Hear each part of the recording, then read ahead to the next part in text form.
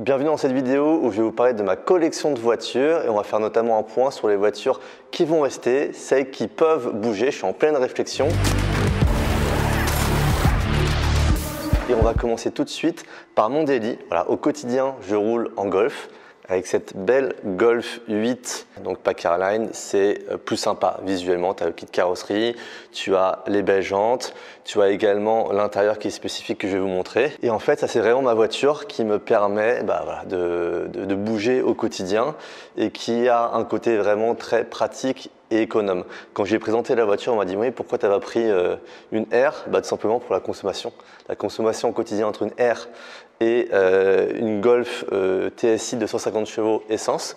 Il faut savoir que c'est une essence, c'est pas la même.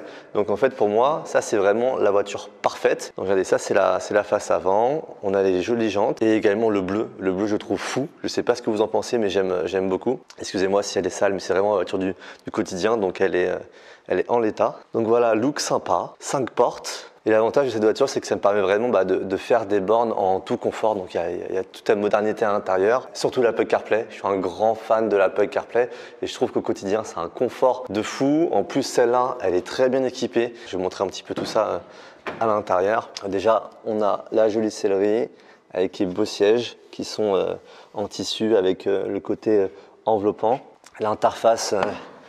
Voilà, Volkswagen traditionnel pour le coup. On a aussi la petite ambiance bleue qu'on peut changer. Donc voilà, ça pour le côté confort, praticité, c'est vraiment top. Et surtout la particularité, c'est qu'elle a le Harman Kardon. Donc vraiment au quotidien, pour mes besoins, c'est-à-dire pour me rendre sur les tournages, pour aller sur les circuits et également pour transporter ma fille. Vous allez voir que voilà, sur l'utilisation, on est pile poil dedans. On a le siège bébé et puis là on a du matériel pour un précédent tournage. Donc voilà, pour mon utilisation, c'est vraiment la voiture parfaite. Surtout que pour Paris, j'avais besoin d'une voiture qui soit pas trop grande, notamment pour entrer dans mon parking. Toutes les voitures ne rentrent pas dans mon parking. Ici, on n'est pas dans mon parking. J'aimerais que ce soit mon parking. Mais ici on est chez Cars Up. Petite pause pour vous parler du sponsor de cette vidéo, Cars Up. Cars Up, c'est une conciergerie de service pour voitures d'exception. Quand on possède une belle voiture, on l'utilise rarement autant qu'on le souhaite car les contraintes sont très nombreuses. On connaît tous le fait qu'on ait voulu profiter de sa voiture et que la batterie soit à plat ou que le contrôle technique ne soit plus en règle, que les pneus soient flats, sans parler du stationnement qui est toujours un vrai sujet. Le principe de Cars Up, c'est d'avoir le plaisir sans les contraintes. Votre voiture est stationnée dans un lieu confidentiel et sécurisé, accessible à tout moment, sous housse et en maintien de charge. Avec l'application, vous pouvez commander une multitude de services comme le lavage de votre voiture, l'entretien, le contrôle technique, la mise à niveau des fluides, le plein de carburant ou encore un démarrage et roulage par un membre de l'équipe. Et pour vous simplifier encore davantage la gestion, Cars Up propose désormais des abonnements à des offres de services. Comme ça, vous pouvez vraiment vous focaliser uniquement sur le plaisir de conduire votre voiture, le reste est entièrement pris en charge par Cars Up. Aussi, Cars Up peut également s'occuper de la vente de votre voiture. Ils ont en tout 19 conciergeries dans de nombreuses villes, aussi bien en France qu'en Belgique, en Suisse et en Angleterre. Les conciergeries de Marseille et de Lyon viennent d'ouvrir et sur Paris, il reste encore quelques places à la conciergerie de Paris 16 et celle de la Défense. Alors vous pouvez retrouver les offres, les prix et l'emplacement des conciergeries directement sur leur site internet en description. Merci à Cars Up de soutenir la chaîne. Retour à la vidéo. Donc voilà pour la Golf, honnêtement on va pas s'éterniser beaucoup plus que ça dessus.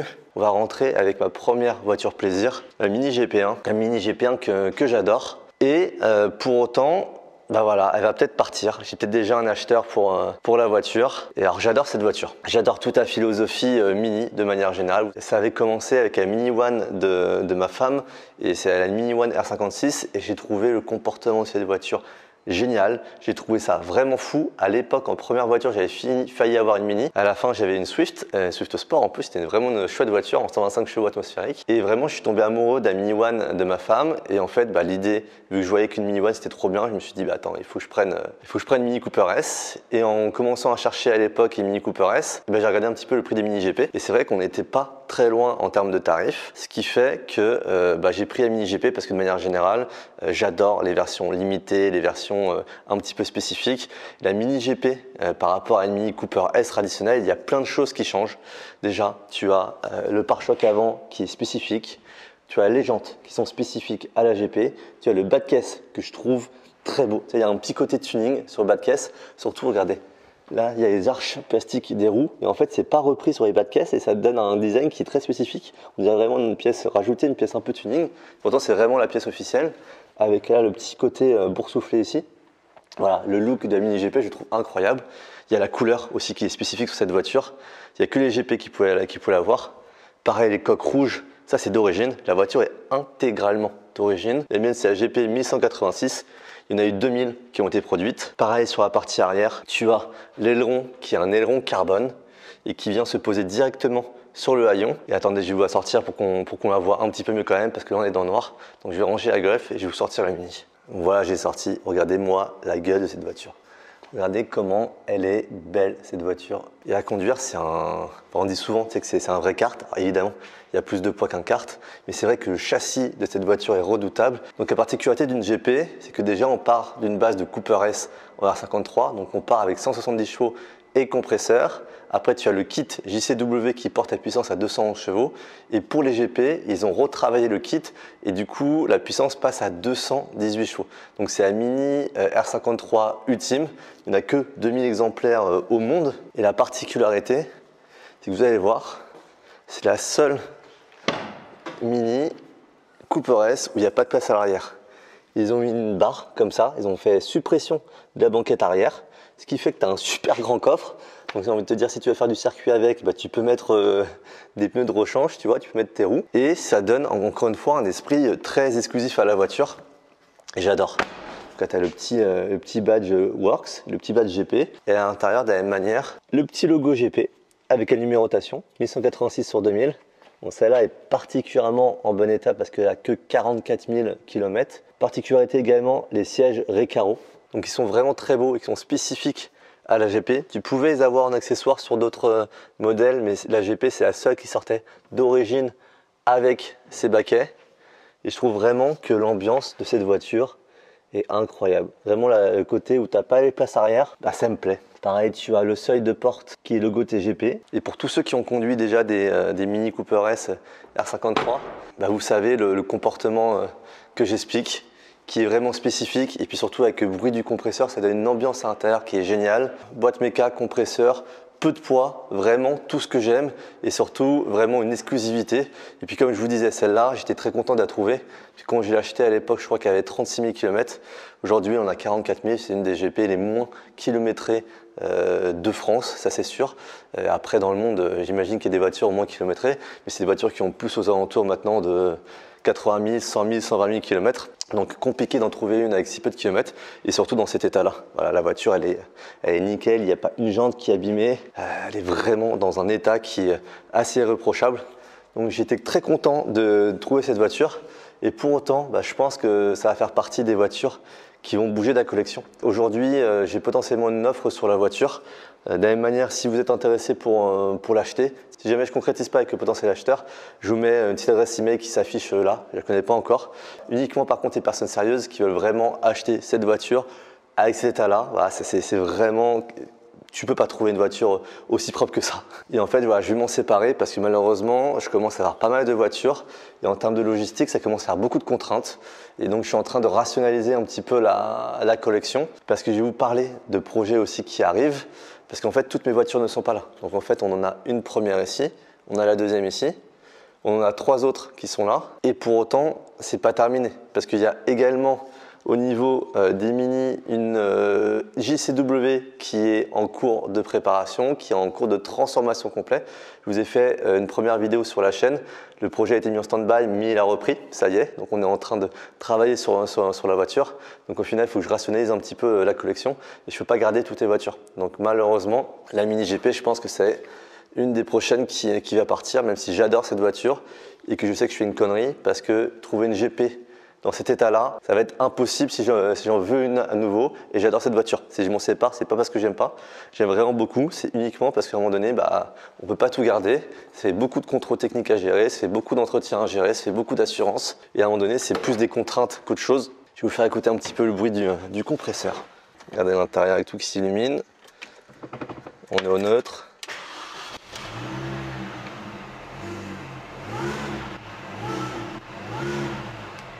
Là, on entend bien le bruit du compresseur, tu vois. Et en plus, j'ai la ligne JCW derrière, pareil, ligne d'origine. J'adore cette voiture. J'adore cette voiture. À chaque fois, je me dis que si je m'en sépare, je vais faire une connerie. Allez hop, on va la ranger et puis on va passer à la prochaine. Prochaine voiture, les amis. Je vous laisse deviner ce que c'est. Normalement, la forme est quand même reconnaissable. Les puristes savent reconnaître cette ligne parce que c'est une ligne qui est intemporelle, une ligne qui est classique. Et puis alors ceux qui me suivent sur Instagram, forcément vous connaissez déjà la voiture. Et je vous débâche ça. Déjà c'est rouge, normalement vous reconnaissez avec le feu, parce que rouge c'est la couleur Ferrari, mais on n'est pas du tout sur une Ferrari. Voilà, on est sur une Porsche 911. Je vais vous montrer Porsche 911 SC, SC pour Super Carrera. Il n'y a pas de grand monde qui sait ce que ça veut dire SC. Donc une 911, évidemment, tout passionné à un moment donné, une 911 dans son garage. Je peux te dire que même si tu n'aimes pas de base la marque Porsche parce que tu en vois partout, que tu n'aimes pas 911 parce que tu te dis c'est vraiment la sportive que tout le monde a, je peux te dire que tout le monde que je connais qui a commencé avec des voitures un peu plus exotiques, style Aston Martin, Lamborghini, Ferrari, voilà, peu importe, termine avec une 911 parce que la 911 c'est la voiture, c'est la sportive idéale. C'est la sportive qui est top à conduire, qui a un châssis de fou, qui a une aura, qui a... Enfin, il y a une passion qui transpire cette voiture qui est folle. C'est une voiture qui est super cool à emmener. C'est vraiment la quintessence de la conduite. C'est une voiture avec laquelle tu n'auras pas d'emmerde. A priori, ta 911 démarrera beaucoup plus qu'une Ferrari. C'est beaucoup plus fiable qu'une Ferrari, quoi qu'on en dise. C'est une voiture qui est plus polyvalente, ce qui fait que vraiment, c'est la voiture, c'est la sportive polyvalente. Pareil, sur une 911, tu as 4 places. Donc en fait, ta plage d'utilisation et ta plage de contrainte de 911 est quand même bien moins élevée qu'avec d'autres voitures. C'est pour ça que de manière rationnelle, énormément de monde termine un jour avec une 911 dans le garage. Et comme moi, j'aime bien les sensations qui sont des sensations qui sont pures. Voilà, le côté voiture moderne. Typiquement, la Golf, c'est très bien au quotidien en voiture daily. Par contre, pour mes voitures plaisir, parce que j'aime bien ces côtés analogiques des voitures, ces côtés véhicule passion. Et c'est pour ça que vous allez voir, toutes mes voitures ont les mêmes particularités. C'est que c'est des boîtes méca. Voilà, c'est toutes des boîtes méca. Comme ça, tu as un vrai plaisir de conduite qui est analogique. Et ça, vraiment, j'adore. Surtout des voitures qui ne sont pas forcément très puissante, mais avec lesquelles tu as des sensations très rapidement. Et voilà, cette 911 SC en fait typiquement partie. Donc on est au début des années 80. La couleur, c'est le rouge indien. Je vais vous montrer un petit peu les détails de cette voiture, mais j'adore cette voiture. Déjà, le rouge indien, je la voulais absolument de cette couleur. Je trouve que le rouge lui va trop bien. Également, je la voulais absolument en coupé. Donc voilà, coupé, rouge indien, les jantes Fuchs. Et l'intérieur, je vais vous montrer l'intérieur de cette voiture parce qu'il est assez fou. Puis je sais pas ce que vous en pensez, mais moi je trouve qu'il y a un côté vraiment trader à New York qui a réussi, qui s'achète sa première 911 dans les années 80, c'est cette voiture-là. Tu vois, pour moi, c'est exactement ça. Hop, on ouvre à l'ancienne. Écoutez le bruit. Tout est hyper mécanique. On parle souvent du bruit, du claquement de porte des KG. Je peux vous dire que cette 911, c'est pas mal aussi. Ah, je vous éclaire. L'intérieur, les gars, c'est vraiment à l'ancienne, il y a juste le nécessaire, le tableau de bord avec les 5 cadrans typiques de chez Porsche et surtout la sellerie Pacha, donc un tissu psychédélique. C'est pareil, c'est une option à l'époque chez Porsche. J'adore ce tissu. On a refait la sellerie, donc elle est intégralement neuve. Pareil, le volant est tout propre, tout neuf. Et pour autant, cette voiture, contrairement à la Mini GP, c'est une voiture qui a beaucoup plus vécu. Donc autant, ce qui me limite dans l'utilisation de la Mini GP, c'est que vu qu'elle n'a pas beaucoup de kilomètres, et à chaque fois que je fais un kilomètre, j'y pense dans ma tête, vu que c'est une des moins kilométrées d'Europe actuellement. Et je me dis, voilà, à chaque fois que je lui mets des kilomètres, ça dévalue la voiture. Et j'ai pas envie de partir dans des périples de 1000 ou 2000 kilomètres et au final rattraper le kilométrage par rapport aux autres. Donc finalement, j'ai toujours un peu une arrière-pensée, malheureusement, mais voilà, je suis pas Crésus. Donc en fait, pour moi, la dévaluation d'une voiture, c'est important. Et malheureusement, j'arrive pas à me sortir ça de la tête et vraiment profiter. Et en fait, c'est pas le cas sur cette 911. Cette 911, elle a un kilométrage indéterminé. Et en fait, c'est ça qui est cool, c'est que du coup, je peux l'utiliser pour faire des longs trajets, je peux lui mettre des bornes, je m'en fiche parce que son kilométrage, je ne le connais pas. Elle a potentiellement plus de 200 000 ou plus de 250 000 km. Son compteur a été changé, c'est pas son compteur qui est dessus. Donc en fait, son kilométrage, on n'en sait rien. En fait, moi, je m'en fous. Ce qui est très cool avec cette voiture, c'est que je peux l'utiliser sans arrière-pensée. Elle est top, elle est dans la config que j'aime. J'adore cette voiture. Elle est intemporelle et c'est pour ça que cette voiture, elle va rester dans la collection. J'ai pas envie qu'elle bouge parce que c'est vraiment une voiture que je peux utiliser sans arrière-pensée. Et c'est une voiture qui est simple de conception, qui donne beaucoup de plaisir. Alors à conduire, c'est particulier. En vrai, c'est assez ancien. Le châssis est vraiment pas mal. Par contre, en termes de suspension, c'est quand même très bateau. Là, vraiment, je pense qu'elle a ses suspensions d'origine, ce qui fait que ça tangue pas mal dans la voiture. Le moteur, c'est donc flat 6 évidemment, flat 6 atmosphérique de chez Porsche. 204 chevaux dans la SC. Après, c'est passé en 231 chevaux dans les 3 litres 2. Et donc, boîte 5 vitesses. Et la boîte a tendance à accrocher un petit peu.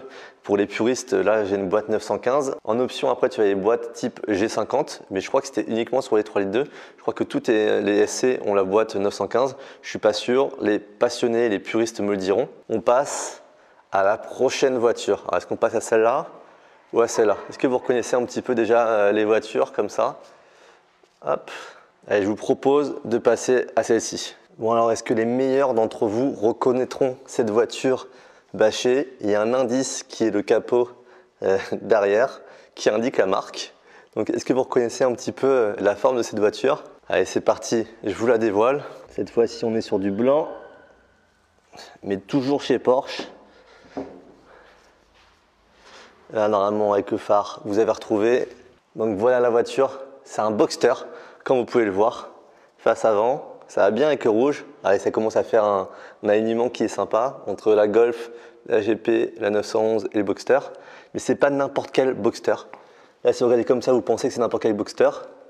Déjà, si vous regardez comme ça, avec les jantes, vous commencez peut-être à avoir un indice. Pareil avec le bandeau en latéral, sur les bas de caisse. Et alors là, vous allez voir qu'on est sur un Boxster qui n'a rien de classique. Vous voyez la capote tendue, le double bosselage ici, l'aileron à l'arrière.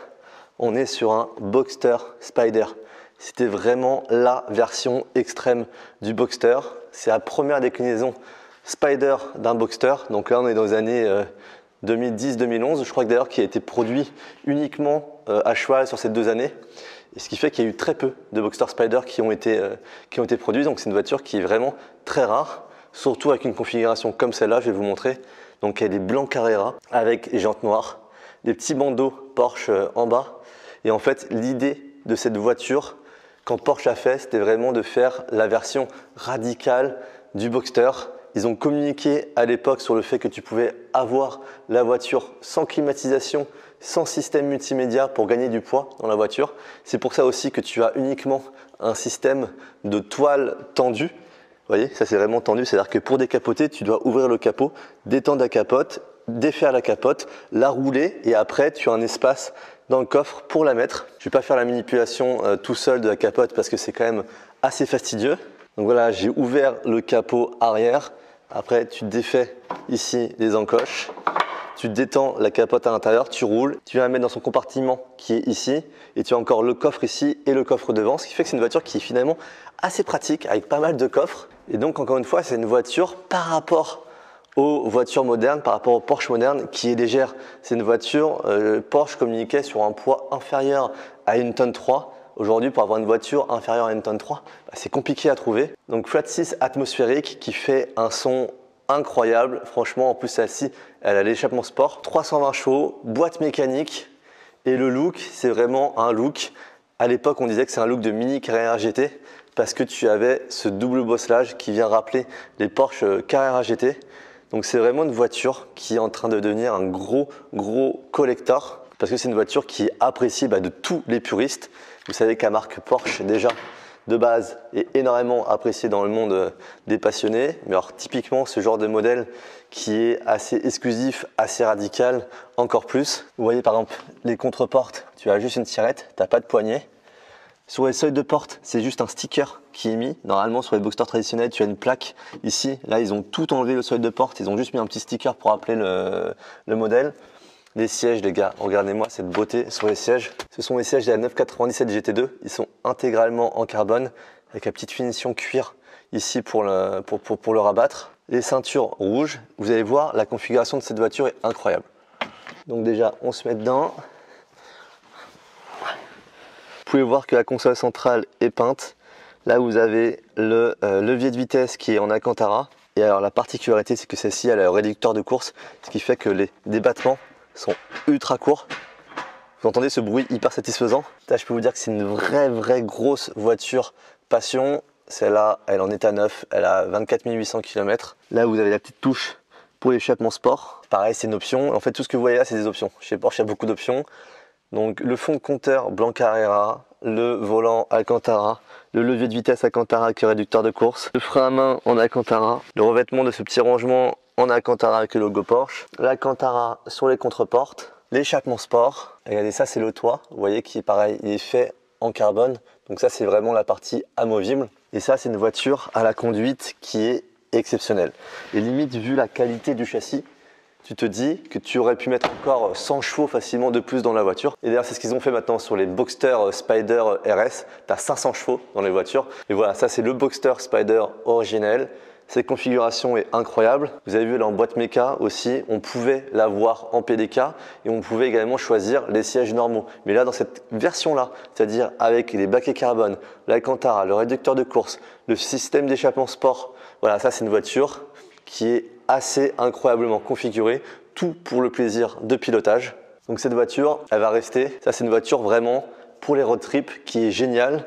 Le maniement du levier de vitesse est juste parfait, tu fais au talon pointe. Enfin bref, le plaisir que tu as dans cette voiture est fou. Et enfin, on va passer sur la dernière voiture qui est présente ici, parce qu'il y en a d'autres qui ne sont pas présentes. Je pense notamment à la Mini JCW qui est en cours de préparation dont je vous parlais.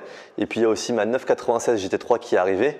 Mais la 996 GT3, il y a beaucoup à dire dessus. Elle n'est pas là physiquement parce qu'il y a eu pas mal de galères avec. Donc déjà, il y a eu le covering qu'il a fallu faire et qui a duré pas mal de temps. Parce que vous savez qu'à la base, elle était bleue et que maintenant, elle est rose. On a également fait l'intérieur de la voiture où j'ai fait des coussins avec un revêtement spécifique. Et en fait, j'ai eu un problème sur la voiture. Donc là, on est en cours de réparation. Et puis dites-moi si ça vous intéresse que je vous fasse une vidéo dessus. En tout cas, la 996 GT3, depuis que je l'ai achetée il y a un peu plus d'un an maintenant, malheureusement, j'ai pas eu l'occasion de beaucoup m'en servir. Alors que c'est une voiture pour moi, voilà, c'est de toutes. C'est la voiture que je préfère, c'est celle qui ne bougera pas. Mais je ne vais pas vous en parler beaucoup plus dans cette vidéo parce que malheureusement, elle n'est pas là. Bon, quand même, avant de passer à la dernière voiture, je vais vous faire écouter le son. Vous allez voir que le bruit du flat-six est quand même très sympa.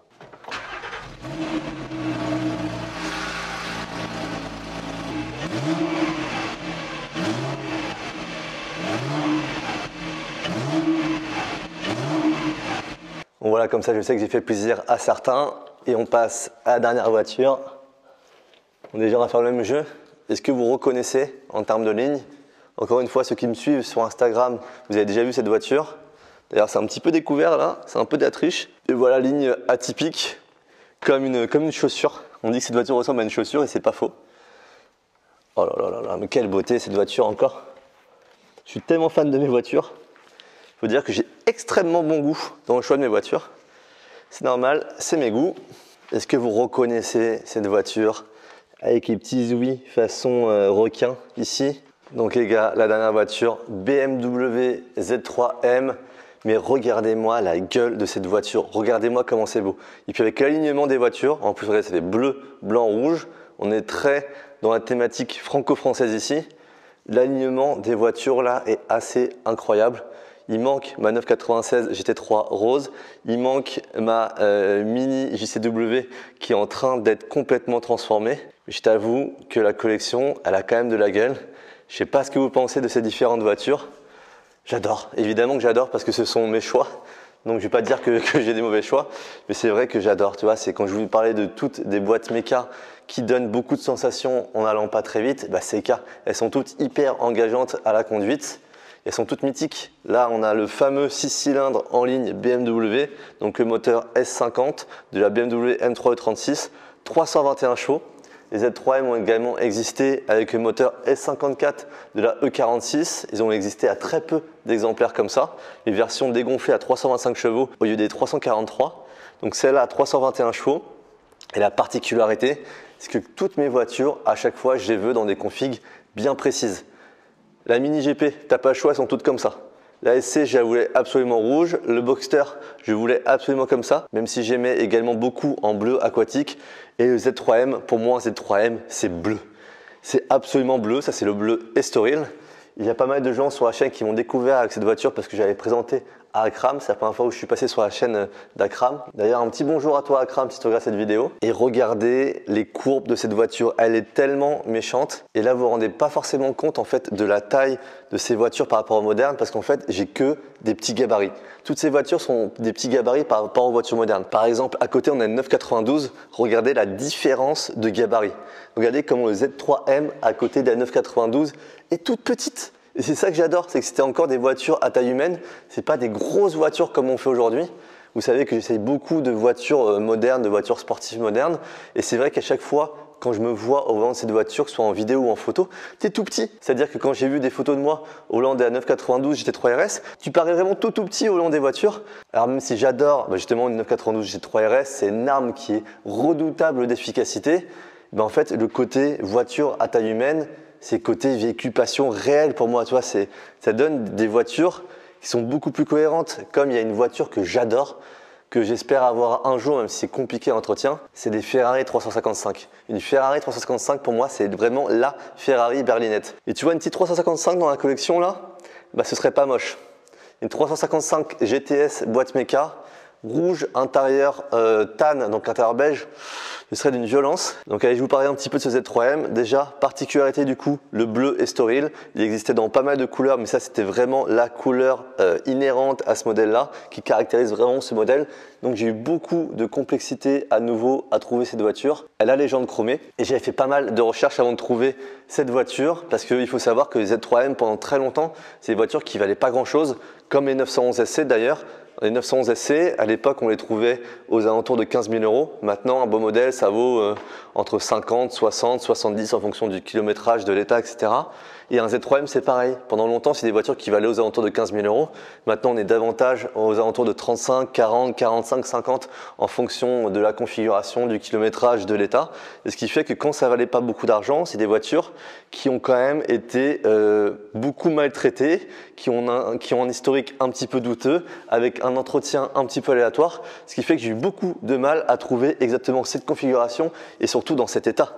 L'état de cette voiture est incroyable, elle a toujours été énormément préservée. Et finalement, c'est ça le paradoxe, c'est que j'ai trouvé juste à côté de chez moi, j'ai trouvé à Paris. J'avais fait pas mal de déplacements pour voir des voitures qui étaient loin, sans trouver de belles voitures. Et finalement, j'ai trouvé cette voiture à Paris qui était plus chère que mon budget, mais quand je l'ai vue, j'ai craqué et je me suis dit, elle est là, elle est magnifique, j'en trouverai pas une deuxième dans cet état-là à ce budget. Donc j'y suis allé et je regrette pas. Donc vraiment, c'est une voiture qui m'a toujours fait rêver, que j'avais, vous savez, en miniature, les miniatures Burago. Et regardez la ligne avec le capot avant qui est relativement long par rapport à la voiture et l'arrière qui est tout petit. Et en fait, il y a déjà du confort dans cette voiture puisque tu as la capote électrique. Donc c'est pas manuel, c'est électrique. Regardez l'arrière avec la taille de ses hanches. Regardez-moi le galbe de ses hanches à l'arrière. La double sortie d'échappement. Donc là, c'est une sortie Eisenman dessus. Il y a également le pré-équipement pour les porte-bagages. Vous savez, il y a eu beaucoup de Z3 qui avaient sur les malles des porte-bagages qui ont été rajoutés. Et la particularité de cette voiture se trouve également à l'intérieur. Je vais vous montrer ça. Allez, bienvenue à l'intérieur. Vous avez vu la petite lumière jaune qui est quand même très datée. Ça, c'est une voiture de 1997 avec les beaux sièges enveloppants, les sièges baquets type M. Et là, normalement, vous avez vu quelque chose, si vous connaissez en Z3M, c'est qu'en fait, la sellerie est intégralement noire. Et souvent, en fait, sur les Z3M, la sellerie était biton, accordée à la couleur extérieure de la voiture très souvent. C'est-à-dire que quand tu avais une voiture bleue, tu avais un biton noir et bleu à l'intérieur. Quand tu avais une voiture rouge, tu avais un biton noir et rouge à l'intérieur. Et celle-ci, à l'intérieur, intégralement noire. Ce qui en fait une spécificité. Et il n'y en aurait qu'une cinquantaine d'exemplaires qui seraient construits en bleu extérieur avec l'intérieur tout noir comme ça. Et ça, à nouveau, pour moi, c'est une voiture complètement de puriste, très analogique, avec le petit levier, la boîte 5, tout tombe parfaitement dans la main. Ça démarre tout le temps. Allez, je vais vous faire écouter un petit peu le son de cette voiture aussi. 6 cylindres en ligne BMW. Donc cette voiture a moins de 100 000 km. Donc sonorité beaucoup plus rauque que sur le Fiat 6 à côté.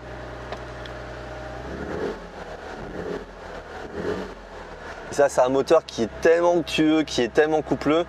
J'adore cette voiture. Et pour autant, cette voiture, c'est une voiture que je pense vendre. Donc encore une fois, c'est une voiture qui qui est en très bon état, que j'ai eu beaucoup de mal à trouver. Ça me fait mal de potentiellement m'en séparer. Et voilà, il faut que je rationalise. Je ne peux pas tout garder, je ne peux pas m'occuper de toutes ces voitures-là, sachant qu'en plus j'ai des projets d'achat de voitures. Donc malheureusement, faut que ça bouge. Encore une fois, je sais que je regretterai parce qu'avant de retrouver un Z3M dans cette config, ça sera quasiment impossible. J'ai mis tellement de temps à en trouver une comme ça. C'est un plaisir de conduite qui est assez fou. Voilà, c'est une voiture, c'est pas radicalement sportif. Pareil, l'amortissement, c'est un peu bateau. C'est une voiture qui, d'origine, si ce n'est la ligne d'échappement derrière. Donc c'est une voiture qui prend quand même beaucoup de roulis. Mais le tempérament, l'agrément moteur, tu as le couple de la voiture qui relance tout le temps. Tu as énormément de puissance parce que 321 chevaux dans cette voiture, dans ce petit gabarit, c'est beaucoup. Surtout sur une voiture de 1997 où les châssis n'étaient pas du tout conçus de la même manière pour supporter ces puissances-là. Donc ça, c'était vraiment à l'époque ce qu'on appelait une voiture un peu dragster. C'est un peu l'AC Cobra version européenne. C'est une voiture que je trouve en gueule, j'adore. Je voulais absolument un roadster, je voulais pas le couper. Je préfère la ligne roadster et surtout l'agrément du cabriolet avec le 6 cylindres BMW est assez incroyable. Pour autant, comme je vous disais, je pense m'en séparer. Donc c'est pareil, si vous êtes intéressé pour acheter la voiture, vous me contactez également sur l'adresse email là. Encore une fois, il faut vraiment que vous soyez intéressé, que vous soyez au courant des valeurs de ces voitures, autant d'un Mini GP avec 44 000 km, autant d'un Z3M dans cette config avec moins de 100 000 km au compteur. Donc merci de ne pas me bombarder d'emails juste de curieux parce que de toute façon on sentira si c'est de la curiosité et on n'y répondra pas. Donc il faut vraiment que le mail soit motivé pour avoir une réponse parce que sinon on ne traitera pas. Donc voilà les amis, sur ma collection de voitures, c'est pas des voitures feutrées, c'est des voitures dans lesquelles il se passe des choses, c'est des voitures qui ont des défauts, c'est des voitures qui vivent. Pour moi, tous les défauts de ces voitures font énormément leur charme et contrairement aux voitures modernes qui sont un petit peu lisses, qui sont un peu toutes pareilles, surtout les versions électriques où maintenant c'est compliqué de trouver de la passion et de l'originalité entre une voiture électrique et une autre voiture électrique, peu importe la marque. Et là en fait, chacune des voitures a vraiment une identité, des caractéristiques, une passion différente. Donc voilà, je sais que j'ai vraiment une vision un peu particulière, très puriste de la voiture, mais finalement ce sont mes goûts, donc évidemment que j'achète des voitures en fonction de mes goûts. Et comme je vous disais, il y a bientôt une autre voiture qui va rejoindre cette collection. Donc voilà, dites-moi ce que vous pensez de ces voitures, dites-moi quelle est votre voiture préférée. Abonne-toi si tu veux suivre l'arrivée de la prochaine voiture, comme ça tu verras quelle voiture je vais acheter et surtout comment. L'histoire sur cette voiture est un peu particulière. Et moi je te dis à bientôt pour une prochaine vidéo. Ciao!